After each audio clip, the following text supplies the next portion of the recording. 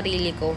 Pero ngayon lang ako magsasalita. Ayoko matapos yung pagkakaibigan natin pero dito ko natatapusin. Masakit man para sa akin ito natapusin pagiging magkaibigan natin. Pero kasi dinadamay mo na yung pamilya ko eh. Kaya ngayon magsasalita na ako. 10 years of friendship. Huwag kayong sobrang magtiwala kahit close friend nyo pa. Ito yung unang beses na magsasalita ako. Ayoko na kasing itago to dahil sobra na eh. Hindi ko na kasi kaya yung mga ginagawa mo. Hindi na ako makapagtimpe sa sobrang sama kasi ng ugali mo. Itong sasabihin ko walang halong kasinungalingan at pagpapanggap to. Itong isisiwalat ko na to, noon mo pa ginagawa, kaya lang mas lumala ka ngayon. Bakit ba kasi ang hirap maging mabuting tao sa'yo kahit minsan? Buntis ako pero grabe yung trauma at stress na binigay mo sa amin. Grabe rin yung naramdaman naming takot sa'yo. Pati yung pinagbubuntis kong bata, walang takas sa kasamaan ng ugali mo. Eto, sisimulan ko sa una ha. Kaibigan kita simula high school, college, hanggang last year. Sa loob ng 10 years na pagsasama natin bilang magkaibigan, alam ko na yung ugali mo.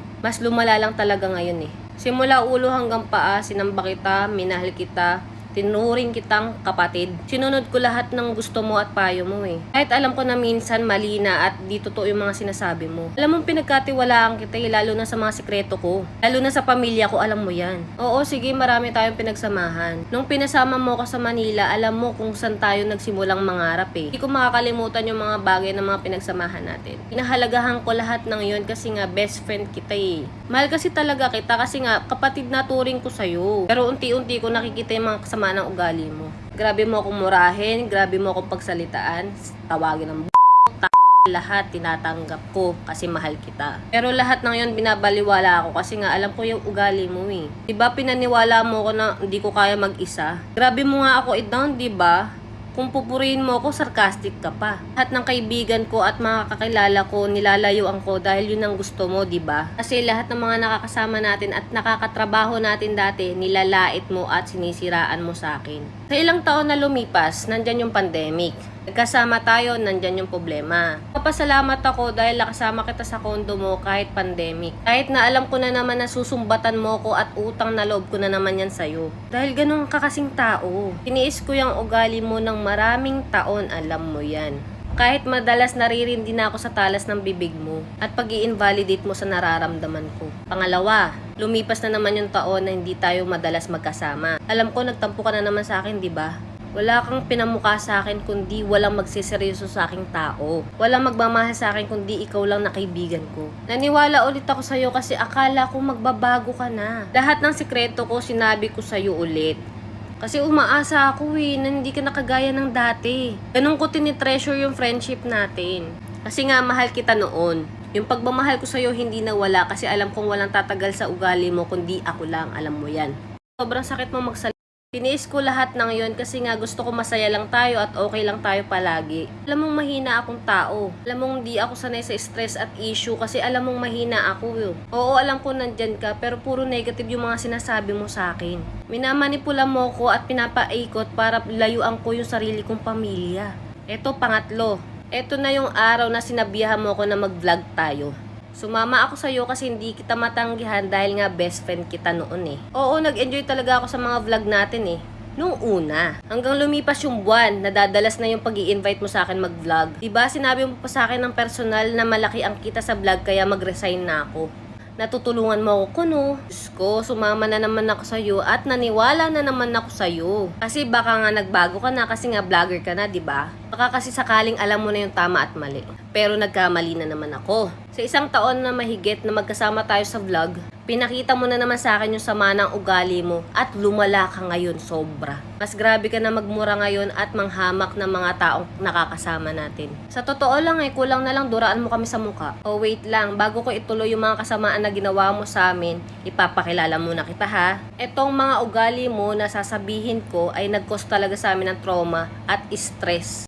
At higit sa lahat takot dahil sobrang taas na ng tingin mo sa sarili mo. Una, ang yabang mo masyado sa mga tao lalo na sa amin. Ibang iba talaga kayabangan mo. Nagsasabi ka ng mga hindi totoo para lang mapaniwala mo kami. At para magstay pa kami sa'yo. Sasabihin mo na naman tutulungan mo kami pero ang totoo lang binubuhat mo yung sarili mong bangko. Ito pa, lagi mong sinasabi sa amin na hindi namin kaya nang wala ka. Marami kang mga pangako sa amin na alam ko naman na hindi mo tutuparin. Kasi nga alam ko nagyayabang ka lang. Tapos kapag nakita mong masaya kami, sisirain mo yung araw namin, di ba? Ganyan ka. Kasi gusto mo, ikaw yung nasusunod sa buhay na meron kami. Gusto mo sambahin ka namin, di ba? Pangalawa, grabe ka talaga magmanipula ng tao. Para sa akin yan yung the best mo ugali na meron ka. Ang magmanipula ng tao. Alam mo yung mga unang tao na makakasama mo, mapapaniwala mo agad eh. Mapapaniwala mo sa mga mabubulaklak na salita mo. Para maging malinis na naman yung pangalan mo. Kasi ganyan ka. Sa una mabait, sa huli ka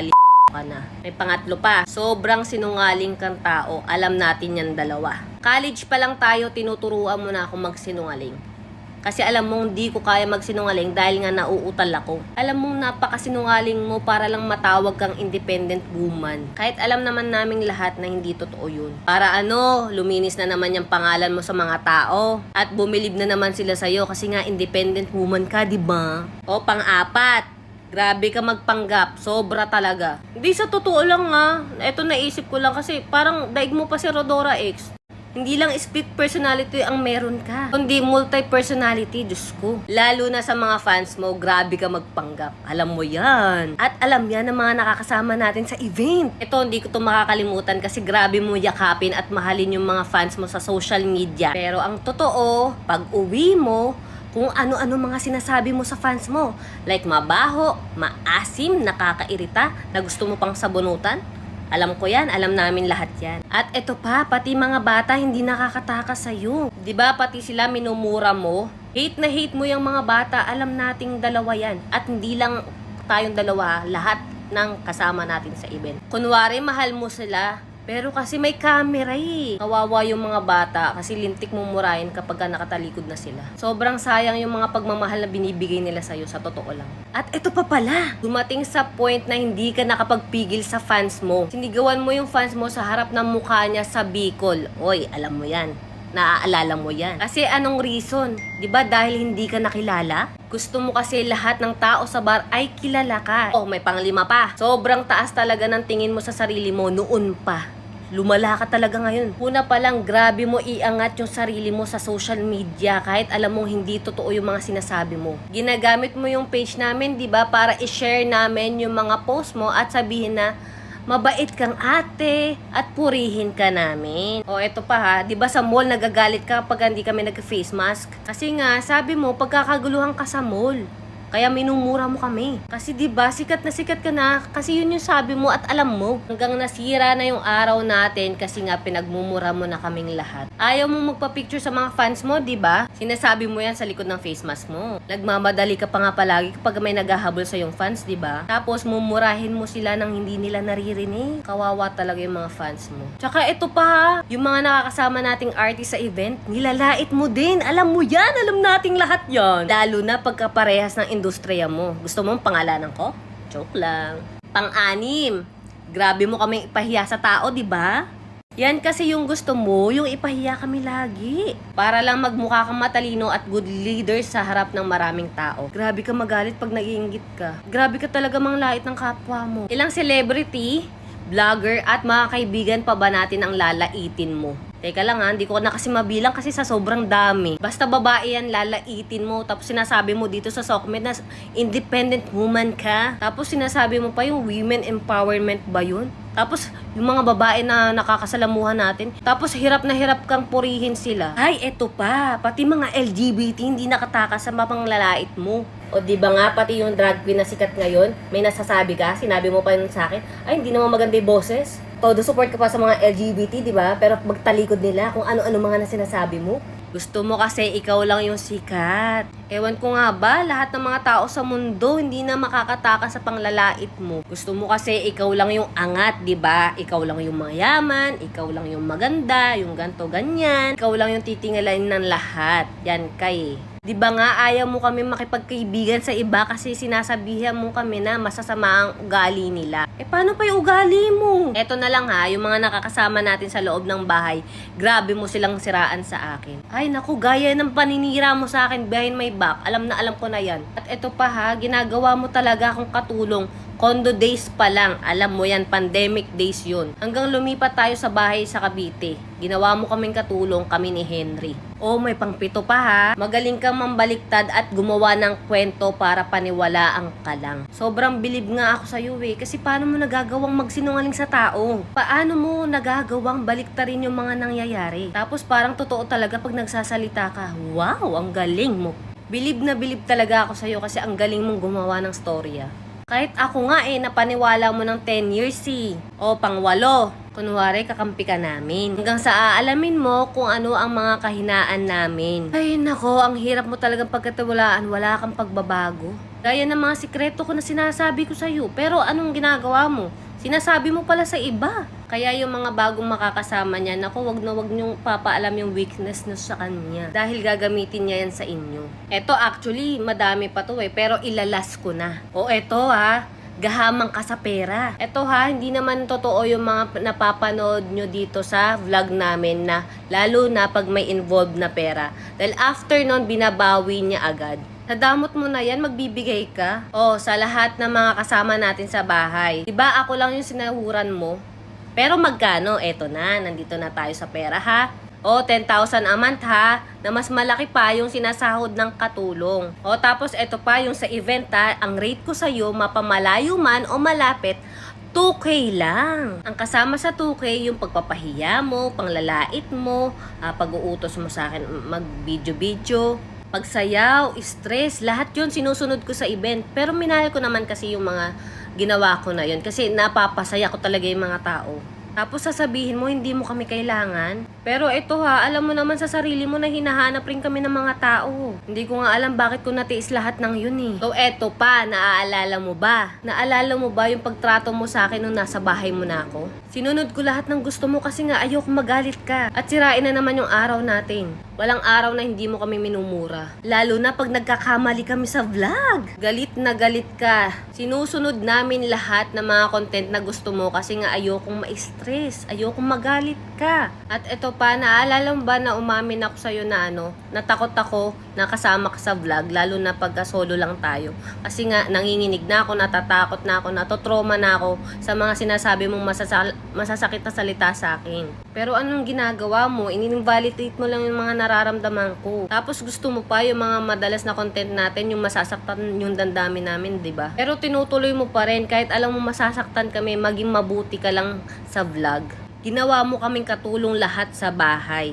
Lahat ng mga ugali niya na sinabi ko dito, lahat ng yon ginagawa niya sa amin araw-araw. At sa totoo lang, dumating sa point na gusto kong umalis, pero hindi ako makaalis-alis kasi susumbatan mo na naman ako. Baka i-post mo rin ako dito sa SOCMED na sasabihin mo na naman na ginatasan ka, ginamit ka, na ganto ganyan. Ay nako, kilalang kilala na kita. Kaya wala na akong choice kundi mag-stay na lang kasi nga takot nga ako sa'yo. Alam mo, hindi ako nagsasalita sa'yo sa buong 10 years, alam mo yan. Ito aaminin ko na sa totoo lang, gusto ko nang tapusin yung buhay ko noon. Para lang sana ma-realize mo yung ugaling meron ka. At sana maisip mo man lang yung mga halaga ng tao sa paligid mo. Dahil sobra-sobra na yung stress, trauma na ginagawa mo sa akin. Eto na, buti na lang dumating si Henry sa buhay ko. Naging kakampi ko din kasi grabe mong laitin at maltratuhin sa harap namin. Grabe ka mang down ng tao, grabe ka magmura. Anyway, eto na nga, tuloy yung mga fake vlog na gusto mo. Hindi, sa totoo lang araw-araw pinapalakas ng asawa ko yung loob ko. Kasi alam mong pati siya, hindi siya nakatakas sa ugali mo. Actually, napapanaginipan ka nga namin na pinapagalitan mo kami. Totoo yun. At ito pa, dumadating pa sa point, pag nagchat-chat ka sa amin, nadidinig na namin yung boses mo. Ganon kami ka-trauma sa'yo. Nabuntis ako, pero kahit yung anak ko, walang takas sa sama ng ugali mo. Ay eto naalala ko, unang buwan to ng pagbubuntis ko. Anong sinabi mo sa akin nung nasa event tayo? Pre, dugo pa lang yan, hindi ka malalaglagan. Itodo bigay mo na. Sumayaw ako. Kasi sabi mo di ba nga kinumpara mo pa ako kay Kifi? Sinasabi mo na si Kifi nga tumatalon sa second floor ano pa kaya ako? Ginawa mo pang biro yung anak ko. Eto po si Kipi po ay pusa kinumpara niya ako sa pusa. Ako tao. Sinasabi mo pa sa akin, di ba ang OA ko? Tapos sinasabi mo pa talaga na wag kong isipin yung anak ko kasi hindi naman ako malalaglagan. Itodo bigay ko lang yung sayaw ko. Sa totoo lang nawala na ako sa mood nun kasi biruin mo ginanon mo yung anak ko. Pero tinuloy ko pa rin yung pagsasayaw ko. para maging professional lang sa event natin. Paalala ko lang sa iyo hindi ako pusa, tao ako. O 'di ba sabihin mo pati yung mga pusa mo diyan sa bahay scripted. Hindi mo naman talaga inaalagaan, 'di ba? Inaasa mo lang sa iba. O eto tungkol naman to sa page. Oo, sige, may sarili kaming page. Pero nagagalit ka pag gagawa kami ng content sa sarili naming mga page, 'di ba? Kasi gusto mo sa'yo lang, sa page mo lang, lalo na yung mga magagandang content, 'di ba? O 'di ba madalas palaging mainit ulo mo sa amin ni Henry kasi nakikita mo kaming masaya. Oo nga pala, ayaw mo nga pala nakakita ng mga masasayang tao, no? Kasi gusto mo, ikaw lang yung masaya. Ito pa, di ba? Kayong dalawa dyan, sinisiraan nyo kami parehas ni Henry. Sa akin, sinisira nyo si Henry. Ako, sinisira nyo kami sa kanya. Di ba? Tama naman ako eh. Bini-brainwash mo kami. Para lang maghiwalay kami. Totoo yan. Alam mo yan. Alam nyo yan dalawa ng kasama mo sa kwarto. Eto, naaalala mo to? Yung time na bigla ang may lakad tayo dahil makikipagkita ka sa friend mo na ex ni Yuki. 'Di ba nag-go ako kahit alam mong pagod ako, galing ako Nueva Ecija noon eh. Kakauwi ko lang ng bahay mo sa Cavite, inaya mo ako agad. Pero nakaidlip ako at hindi mo na tinuloy. Kasi nga, gagawin mo na naman akong driver kaya nga nag-idlip muna ako ng kahit konti man lang. So ayun na nga, hindi na nga natuloy at di ka na naman lumabas ng kwarto. Alam ko na galit ka na naman sa akin nun. Then naisipan na lang namin ni Henry na magsimba na lang kami at pinayagan mo naman kami. At 'di ba sinabi mo pa na tawagan ka namin pag uwi namin para dun sa pinto? Pero anong ginawa mo? Hindi mo sinasagot yung mga tawag ko, sinarado mo lahat ng pinto at di mo na kami pa nagbuksan noon. Saan kami natulog? Sa labas. Hinayaan na lang namin noon. Tapos pagkatapos noon 4 days hindi mo na kami kinausap, 'di ba? Tapos malalaman ko sa iba na sinadya mo pala yun. Kasi sinasabi mo na naman na may vlog daw tayo kuno, tapos umalis na naman kami. Diyos ko, anong oras na nun? Hating gabi na nun. Yan kasi hirap sa'yo eh. Magpaalam kami ng maayos, sisirain mo yung lakad ng tao. Kasi nga gusto mo, hawak mo kaming lahat sa leeg. Tanong ko lang, nagsisimba ka pa ba? Ay, teka lang, oo nga pala maalala ko. Kasi every time na magsisimba tayo, di ba nasa loob ka lang ng sasakyan? Ito sa totoo lang kaya kami rin nagpupunta sa simbahan madalas. Kasi pinagdadasal ko na yung ugali mo, sobra, as in. Iniiyak ko yung kay God na sana magbago ka na. Ito okay lang sana na may script minsan kasi nga content creator ka eh. Kaso nga lang, yung script mo, laging dapat malinis yung pangalan mo at mabango ang pangalan mo sa social media. Diba? Gusto mo palabasin na mabuti kang ate, mabuti kang best friend, na mabuti kang kaibigan, mabuti kang tita, yun lahat ng gusto mong mangyari, 'di ba? Sa totoo lang, hindi mo naman kami tinatanong kung okay lang ba sa amin yung content na mga ginagawa mo. Sa totoo lang din, sobrang labag sa mga kalooban namin yung mga content na ginagawa mo. Kasi puro pagbubuhat ng mangko yung gusto mong mangyari. Wala kaming magawa kasi magagalit ka na naman. Ay, eto, 'di ba? Nagpaalam na ako sa iyo na uuwi ako ng probinsya kasi nga buntis ako kasi maselan tong dinadala ko. At anong ginawa mo? Di ba kinausap kita sa kwarto? Sinasabi mo na naman sa akin na ako may kasalanan kung bakit mawawalan ng trabaho si Henry? Na totoo naman na ikaw ang nag-alis ng pinagkakakitaan ni Henry. Na magkano? Sige, doon na tayo sa magkano. 3K. 3K na event pag malapit. Pag malayo, 5K, 6K. Yun, di ba? Di ba grabe mong pagurin si Henry? Simula unang performer hanggang sa matapos yung set mo. Andun siya. Kasi hindi ka iniiwanan kasi yun yung gusto mo dahil nga alam mong magaling si Henry mag-hype ng tao. Hindi mo lang masabi kasi alam mong mataas ang tingin mo sa sarili mo, 'di ba? At ito pa, 'di ba, sinasabi mo sa akin na okay lang dati na walang sinasahod si Henry? Hello? Hindi mo ba alam na may binubuhay siyang tao? May binubuhay siyang pamilya, may anak siya at ito, magiging anak namin. Oo, sige noon kasi nagtatanim pa kayo ng pangalan. Pero nung nagtanim na kayo ng pangalan, di ba, pati ikaw mismo, hindi ka na pumapayag na wala kang bayad sa event. Kaya wag mo akong manipulahin sa part na yun na ako yung may kasalanan. Hindi ako yung may kasalanan. Ay, eto nga pala, bago pala ako umalis sa poder mo, alam kong mutual yung mga nararamdaman namin. Yung mga nakasama natin sa bahay. Ayan, yung dalawang kasama mo na yan. Alam ko, nagtitiis na lang yan sa ugali mo dahil yun yung sinabi nila sa akin. Kasi nung una, masaya yung vlog. Nung nagtagal na, hindi na sila masaya. Nagtitiis na lang sila. Pero kasi kami, umalis na kami dahil hindi na namin kaya yung ginagawa mo sa amin. Grabe no, para kaming alila na sinasamba ka. Eto, nakaalis na kami sa poder mo pero makalipas ang ilang buwan, hindi ka na nagparamdam kasi alam mong galit ka, di ba? Binati pa kita ng Christmas, 'di ba? Pero wala ka talagang paramdam. Nagtuloy kami sa vlog kasi yun na lang yung hanap buhay na meron kami. Akala nga ng mga tao nung umuwi kami, mayaman kami, lalo na yung mga kamag-anak namin. Kasi grabe ka magbigay ng pera sa vlog pero hindi naman totoo. Yung bahay mo dyan sa Nueva Ecija na sinabi yung pinagawa mo para sa akin, hindi totoo yan, alam mo yan. Eto, kung magkakapera man kami noon, nung nasa poder mo kami, is inuubos mo rin dahil araw-araw mo kong niyayaya sa labas, di ba? Ginagamit yung sasakyan ko, yung toll gate, yung gas, hindi ko pinapabayaran. Pero nung huli, pinapabayaran ko na sa'yo dahil nauubos na ako. Eto, sa totoo lang, ano bang naipon namin sa'yo? Puro sama ng loob. Eto, magbablog kami pero grabe mo kami i-down. Alam mo yung mga sinasabi mo sa amin, di ba? Na cringe kami, kadiri kami. Kayong dalawa sinasabi mo yan. Na hindi bagay sa amin at wala kaming impact sa tao. Yung mga linya na yan, naaalala mo pa ba? Dahil nga gusto mo, lumabas lang kami sa page mo. Dahil nasisira ka mo yung content mo, di ba? O eto pa, di ba sinasabi mo libre yung bahay, ilaw, tubig, pagkain. Pero lahat ng yun, alam mong pinagbabayaran namin, pinagtatrabahuan namin, pinagpupuyatan namin. Lahat naging katulong kami sa'yo para lang makabayad ka ng bahay ng renta dyan sa Cavite. Na hindi naman namin talaga ginusto. Na ginawa mo lang para may ma-content ka, di ba? Lahat ng yan pinaghihirapan namin. Hindi namin ginustong tumira sa toxic mong bahay, sa totoo lang. Eto pa yung masakit. Di ba pag umalis sa poder mo, sasabihin mo na naman walang utang na loob sa'yo. At susumbatan mo na naman. Grabe mo kasing hawakan kami sa leeg, di ba? O sasabihin mo na naman na nag-invest ka, na namahunan ka sa amin, na binihisan mo kami. Pero God knows, alam mo sa sarili mo kung paano mo kami tratuhin. Sa totoo lang, hindi ka makatao. O ito pa, sasabihin mo na naman, kundi dahil sa'yo, hindi kami makikilala, di ba? Oo, totoo naman, nagkapangalan kami sa'yo, nagpapasalamat pa nga kami sa'yo eh. Pero alam mo yan kung gaano kami naghirap sa mga vlogs mo, di ba? At eto na nga, di ba? Nung nandito na kami sa Nueva Ecija, nagkaroon kayo ng issue dyan ni Fetty.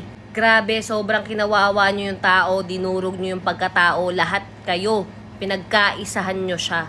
Tapos pinaratangan mo agad ako na sulsul ako sa kanya. Nananahimik ako kasi ayokong ma-stress dahil buntis ako. Ni minsan, totoo lang, wala akong pinakitang pangit na ugali sa'yo. Lahat tinitiis ko. Kinikimkim ko lahat. Hindi mo ba talaga naisip na buntis ako na ayokong ma-stress? Hindi mo talaga naisip yung dinadala ko, no? Pero sa bagay, oo nga pala, ayaw mo nga pala sa mga bata. Tinapos mo yung friendship natin dahil ayaw mong masira yung pangalan mo. Dahil grabe ka magmanipula ng tao. Sa totoo lang, ikaw yung totoong sulsol. Kinukonsinti mo yung mga mali eh. Tinuturuan mo maging masama yung mga kasama mo. Eto totoo tinuturuan mo sila maging masama sa pamilya nila. Na wag tulungan, na wag bigyan ng pera, na ikat yung communication kasi nga ganyan ka. Gusto mo kasi, sayo lang kami. Kahapon, admin pa rin kayo ng page namin, di ba? Kasi nga, doon sa inyo pumapasok yung reels ng sahod ni Henry. Alam nyong dalawa na yun lang yung kinikita namin kasi alam mong restricted yung account ko. Di ba? Yung page ko, alam mo. Pero anong ginawa mo? Una, in-off mo yung monetize ng reels, di ba?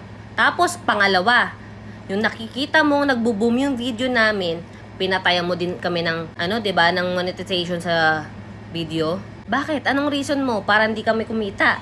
Para bumagsak kami? Para gusto mo na naman na pag makaawa kami sa'yo, na babalik kami sa'yo. Yun yung gusto mo palabasin. Tapos sasabihin nyo na naman na wala kayong kinalaman yan. Ano yun? Kami mo yung mag-go-off ng monetization? Nagbablog nga kami para kahit man lang papano, kumita kami. Maliit na nga lang yung sinasahod namin pero ginaganyan mo kami. Sa totoo lang, wala kayong awa sa amin lalo na sa dinadala ko. Sa totoo lang, sobrang stress ko, sobra akong naaapektuhan sa nangyayari. Nag-iipon kami mag-asawa para sa anak ko. Pero anong ginagawa niyong dalawa? Gusto mo pa bang pangalanan ko? Pero ginagawa mo, tinutulungan mo kaming bumagsak. Kasi yun yung gusto mo. Kasi gusto mo lahat kasi yung umaalis sa poder mo is bumagsak. Napakarami kong pruweba dito at si Lord nang bahala sa'yo sa mga ginagawa mo sa kapwa mo. Lahat ng mga nakakasama natin, tinuturing mong kompetensya. Gusto mo silang lagpasan, gusto mo lagi kang angat.